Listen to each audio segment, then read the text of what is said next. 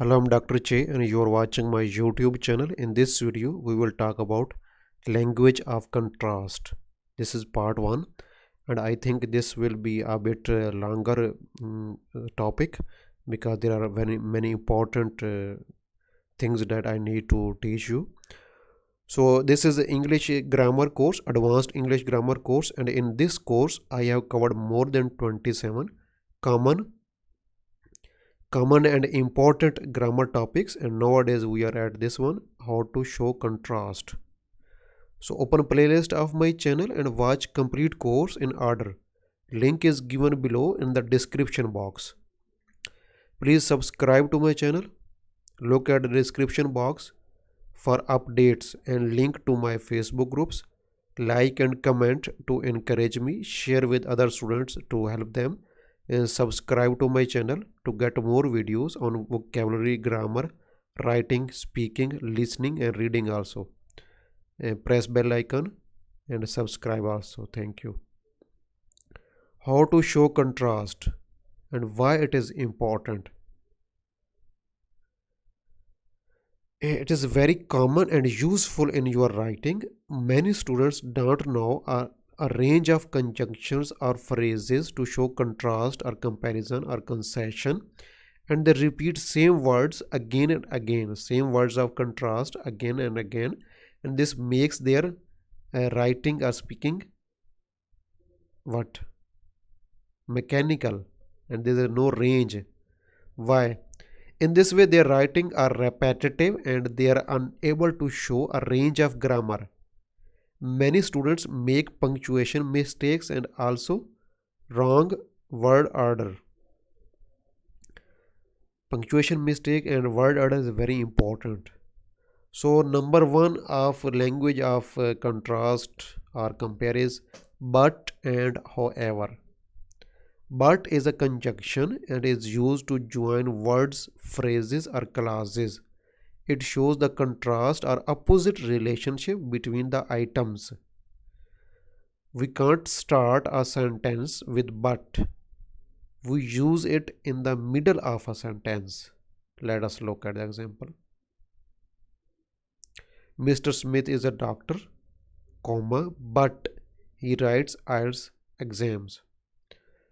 When there are two main classes and two subjects, two main class, this is main class, this is main class, two subjects, this is a subject and this is a subject. When there are two main classes and two subjects, then we need to use a comma before coordinating conjunctions. We need to use comma before coordinating conjunctions. If we remove this second subject, we say Mr. Smith is a doctor but writes IELTS exams. Now we don't have subject in second class, so we will not use put comma. We will use without comma. If it is a longer sentence, then we can use comma to make a to better communicate, a better that the reader could understand. But mostly we don't use comma in that form. When we don't use comma, when there is only one subject for both classes of phrases, then we don't use comma before coordinating conjunction. Mr. Smith is a doctor but writes IELTS exams. However, this is a common word used in our writing, very common. There are different ways we can use however in our sentences or between two sentences. If you only stick to one of its possible structures of one of its possible place or use, you are not showing the examiner the range and flexibility of grammar knowledge. This is range and flexibility. It will one of the criteria to mark writing a piece of writing. So we are looking at the use of however. It is used to show contrast between two sentences. However is used to show contrast between two sentences. Look at the same sentence given before. Mr. Smith is a doctor. He teaches English nowadays. These are two sentences. Now you can see that being a doctor by profession, and instead of doing his medical practice, he is teaching English language. I want to show a bit opposite relationship here. To show this relationship, however, can help us. Mr. Smith is a doctor, however, he teaches English nowadays. So if we can use but, we will make only one sentence. Mr. Smith is a doctor, but comma, but he teaches English nowadays. We can use a separate sentence by using however. However, he teaches English nowadays. Mr. Smith is a doctor, however, he teaches English nowadays. In this structure, we can replace however with nevertheless and nonetheless. Mr. Smith is a doctor, nonetheless or nevertheless, he teaches English nowadays. But these two words are not very common in our writing or speaking. There may be in your writing or listening at some place, but they are not common in writing and speaking. Another way to use however is if two contrasting sentences are closely linked to each other. This one and this one do contrasting. We can also show contrast. We can also show contrast with however and make the one sentence instead of two sentences as given before. Mr. Smith is a doctor, however, he teaches English nowadays. Mr. Smith is a doctor, then semicolon. We are using semicolon and then however.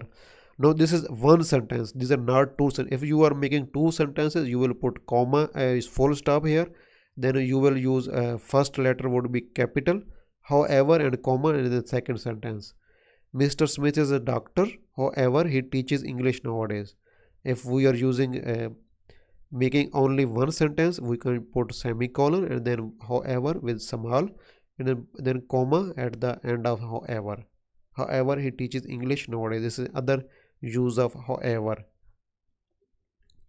Look carefully at the punctuation when we used it in a sentence. Between two contrasting sentences, we put semicolon before however and we put comma after it, as I told you. Look carefully. Many students don't know these rules, and if you use these structures correctly, it will boost your grammar score, because many students only use however at the start of second sentence and they put comma. They don't know how to use different forms. If you keep using however at the start of second sentence throughout the essay or throughout your piece of writing, then you would look like mechanical, and this will lower your grammar score. Now look at this sentence and learn how we can change the place of however in second sentence to show range of grammar and flexibility to the examiner. Let us look the example. Mr. Smith is a doctor, however, he teaches English nowadays. No, we are using it at the start of second sentence. The other form is Mr. Smith is a doctor, he subject, then comma, then however, then comma, but he however teaches English nowadays. Mostly we will use these forms in writing. In speaking, these are not common. And other one is Mr. Smith is a doctor, he however teaches English nowadays. And the other is we can use however at the end. Mr. Smith is a doctor, he teaches English nowadays, then comma, then however. So these are three. And the other is, and the fourth one is, we can use Mr. Smith is a doctor, semicolon, and then we can use however, semicolon, however, and then we use comma. Mr. Smith is a doctor, semicolon, however, then comma, he teaches English nowadays. So these are four forms to use however. Okay, so at the end the same thing. If you have not subscribed to my channel, please subscribe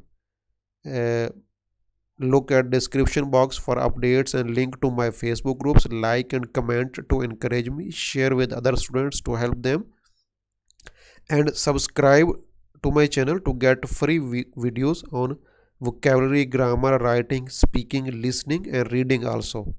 Thank you very much.